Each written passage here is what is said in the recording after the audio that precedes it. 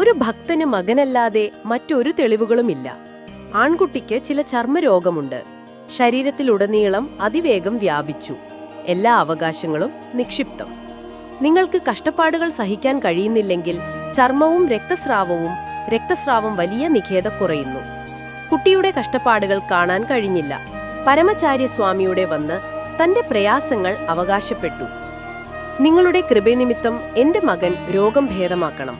മരുന്നുകളുടെ വില വഹിക്കാനുള്ള അവസ്ഥയിലാണ് ഞാൻ നിങ്ങളല്ലാതെ ഒരു ദിശയില്ല. അവളുടെ മഠത്തിൽ തുടരാൻ മഹാസ്വാമി അവളോട് പറഞ്ഞു. ഞാൻ ഒന്നും കഴിക്കുന്നില്ല, കുടിക്കുക. കോഫി, ചായ, പാൽ. അദ്ദേഹം പറഞ്ഞു. ഞാൻ അലങ്കരിക്കുന്നു എന്ന് അദ്ദേഹം പറഞ്ഞു. ഗുരുവിന്റെ കൽപ്പന വളരെ സന്തോഷത്തോടെ പിന്തുടരാൻ അമ്മ സമ്മതിച്ചു.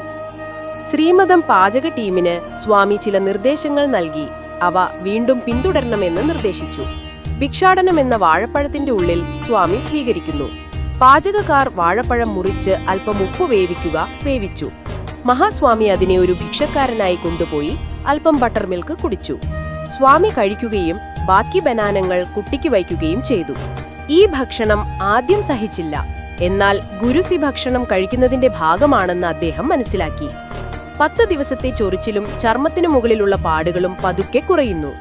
ദിവസങ്ങൾ കഴിയുന്തോറും രോഗം കുറയുകയും ചർമ്മം ആരോഗ്യവാനായിരിക്കുകയും ചെയ്യുന്നു.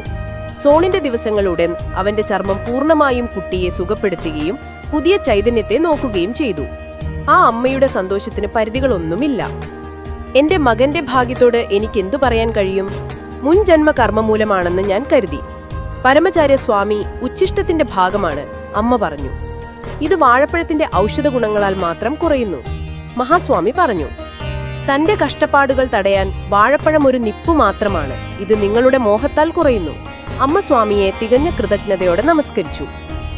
ഈ കഥയുടെ ധാർമ്മികത എന്താണ്? സമഗ്ര ആരോഗ്യം മരുന്ന് കാരണം മാത്രമല്ല, അഭയാർത്ഥിയും വിശ്വാസവും കൃപയും മൂലമാണ് ഇത് സംഭവിക്കുന്നത്.